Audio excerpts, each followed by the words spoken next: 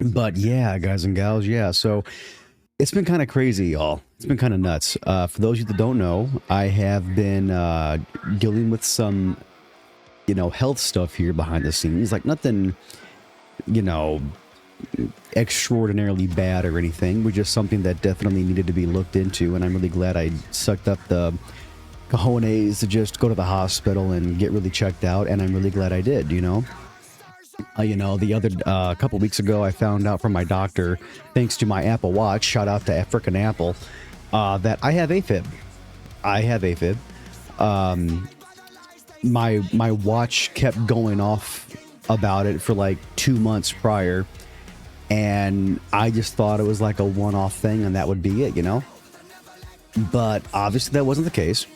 I went to my doctor. They hooked me up to a, EKG right there in his office because he was very concerned. He said, if you were in your 60s or 70s and you had prior health conditions, like it would be somewhat normal for you to have AFib at that age.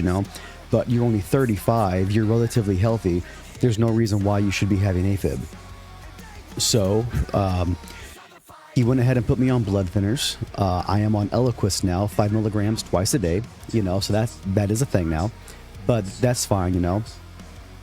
But a couple days or so ago, I was in AFib for a full 24 hours, and I was really debating on going to the emergency room, just because I always heard that you should if you're in AFib for that long.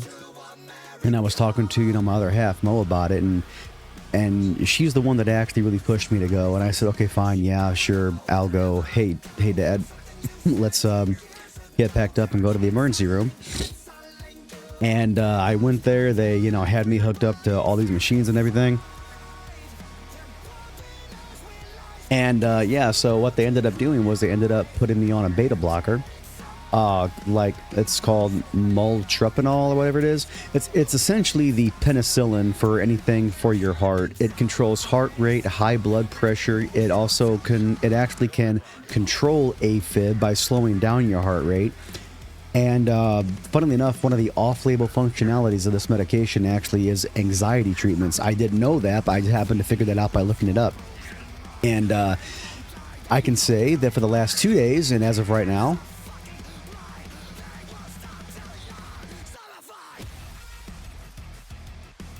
no AFib at all, which is awesome. Like it's been great, and it's even brought my blood pressure down a whole lot too, which is amazing because that's, high blood pressure is called the silent killer for a reason. Like if you have high blood pressure and either you don't get checked for it or you do get checked for it and you don't do anything about it, high blood pressure can cause a ton of problems later on in a person's life. It's increased for heart attack, stroke, heart failure, heart disease. Like it can cause a lot of problems later in life if you don't get it checked out. Same thing for having AFib, because AFib, it makes your heart pump in an irregular way to where it can actually cause blood to pool inside of your heart. And what happens whenever blood stays in one place for too long? That's right, folks, it creates clots. And then, one day you're doing fine, and all of a sudden a clot that was in your heart moves and it goes up to your brain, and that's an aneurysm, or it can cause a stroke, and that can really screw a person up for the rest of their life, So the fact that I was able to get on blood thinners and everything, and, it was kind of, bad too the other night, like last week, I found out that I don't have any blood clots. I took myself to the emergency room one night because I had a wicked bad anxiety attack to the point to where it was like making my chest get tight, and like I was having a lot of trouble breathing. Like I've had some really bad anxiety attacks, but like I legit thought I was dying. Like I had this like sense of like all I can describe it is that like it felt like a sense of impending doom, and like I couldn't see the light at the end of the, like it was, I cannot stress whenever I say it was the worst anxiety attack I've ever had in my entire life. But went to the emergency room again that day last week. They they literally treated me like I was having a heart attack. Thank God, because they got me right in. I sorry guys, but hey, I skipped the line. You know what I mean? I just went right into the emergency room. I skipped the line, and they drew blood, hooked me up to like 3 different heart monitors, and they even did a test.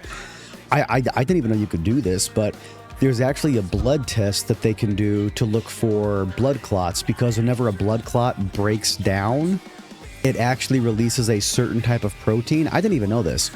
And they said that my blood test came back so normal, it was actually on the low end of the normal side. So good news is that even though that I've had AFib for a while, I don't have any blood clots from it. So that's great. That's fantastic. But and it was kind of weird too, guys and gals, because like today I went back to the gym for the first time in 2 weeks. Like, it's why I'm still wearing this here now. And I was actually very nervous to go.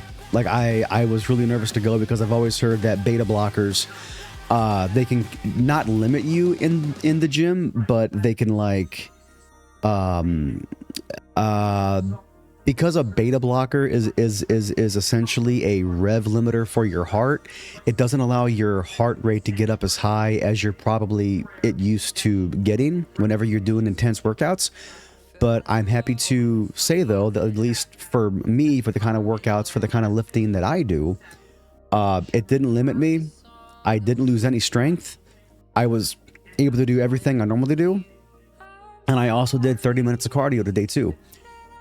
But checking my heart rate with my Apple Watch tonight at the gym, I noticed that when I was lifting, my heart rate was only getting to around, like, let's just say on average, like 100 beats per minute, And I was feeling pretty good. But I remember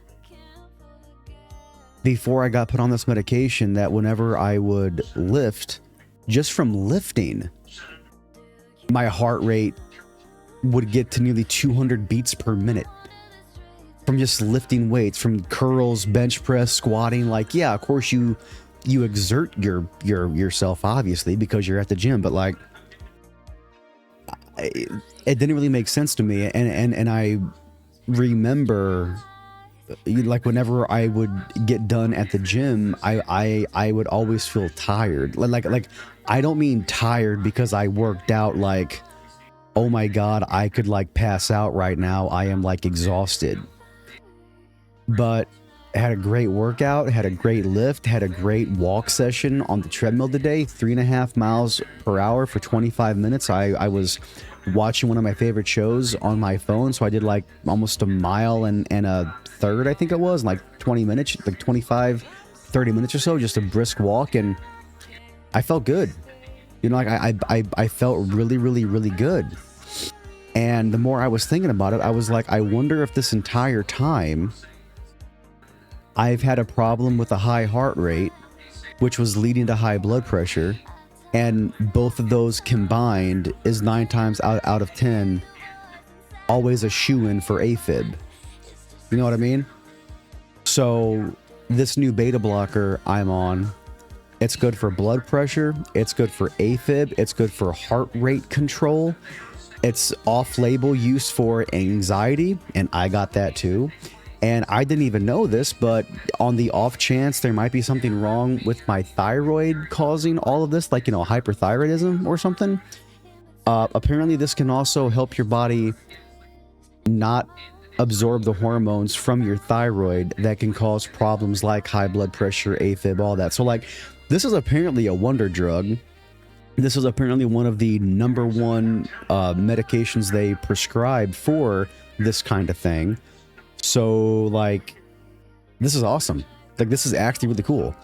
But what sucks, though, y'all, what does suck, and I will admit this, is that I'm still a little paranoid about it. Not the medication, but my AFib. So while I'm streaming, you might actually see me stop to do this.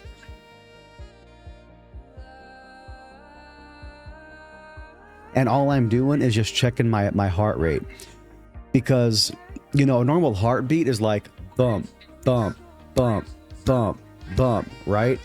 But AFib, you have those irregular beats. So you're like bump, bump, bump, bump, bump, bump, bump, bump, bump, bump, bump, bump, bump, bump, bump, bump, bump, bump, bump, bump, bump, bump. Like lately, whenever I've had it, even before I got on this medicine, it hasn't been bad, but there have been times before I got diagnosed that I just thought I was having really bad anxiety, but it turns out it was my AFib, and it was making my heart beat so irregular, I felt like I wanted to pass out. I used to slur my speech. I used to drag my feet because I felt like I couldn't walk. Like it made me feel so weak. You know what I mean? But I have answers for everything now. I'm still going to a cardiologist on the 31st of October. On the 8th, I'm going for an electrocardiogram to get an actual image of my heart and everything. But the way I see it, though, is that, like, if my doctors truly believe that there was actually something wrong with my heart, they would be going about this way more quickly to really see what's going on. You know what I mean? But I feel good. Like, I really hate to be that guy, but let's be honest here, folks. If there truly was something wrong with my heart, I wouldn't be feeling the way I'm feeling. Like, I wouldn't be able to go to the gym and lift how I always lift. Like, I would be feeling weaker. I would be retaining a lot of water around my legs, ankles, that kind of stuff. You know what I mean? And none of that's going on. So, like, my heart, from what I know, is just fine. That's great. Obviously, it's wonderful, but I still want to get down to the actual bottom of where this is coming from. If it's just a matter of me needing to be put on blood pressure medication, which is, of course, what this new beta blocker is, that's totally fine. I'm totally down with that. I can totally do it. But I'm of course going to go back on my regimen to lose weight, because as we all know here, folks, losing weight is the #1 best way to not have high blood pressure, obviously, so there's that. So, I plan on hitting the gym again. I plan on staying in my caloric deficit by any means necessary, and that includes fasting again. That's how I first lost the weight a year ago. And, fasting every single day from 10 p.m. until 2 p.m. the next day. It's like a 14-hour fast, you know what I mean? I'm sorry, a 16-hour fast, I should say. And that really helped me, because it gave me like a 10-hour window to eat my calories, to eat my macros. And after that, I just drank water or drank green tea with honey. And I was fine, you know what I mean? And it made me lose a lot of weight. And I plan on doing that again because,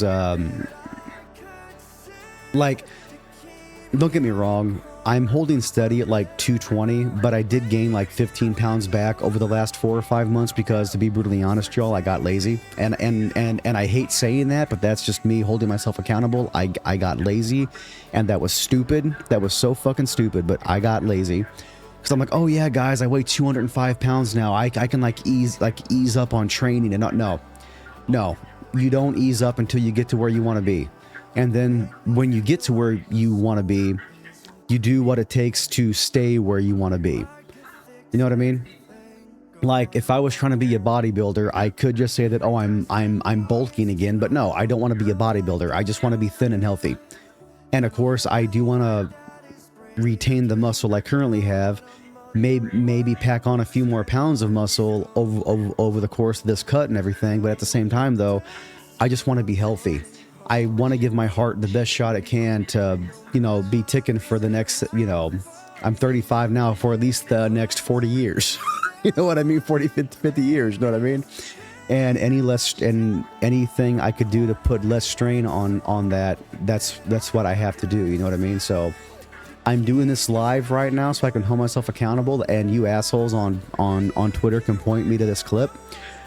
Terry, you are staying on the cut. You are staying at your calories. You are going to be hitting your macros. You're going to be hitting the gym at least 2 or 3 times a week if you feel up to it, because we're still adjusting to this medication. But as of right now, you're feeling pretty goddamn good. So just, okay, you know what? Let's aim for twice a week with the third day. We'll call it an audible or whatever. Like we'll just if it works, it works. Know what I mean? But at minimum, twice a week. But no processed foods, no excess sugar, no excess sodium. So I'm going to double up on my potassium and magnesium for hydration. But just because of high blood pressure, I'm gonna try to stay away from as much sodium processed foods as I possibly can. No extra cookies, candies, cakes, sweets, anything like that. I'm even going to try to cut out my protein bars because I love my protein bars. They're so good, but I want to try to get all of my macros from Whole Foods. So that's what I have to do, guys. You know, I have to do it. And the same way that I hold you guys and gals accountable for whatever it is y'all might need help with, I expect you all to hold me accountable. If you guys see me slack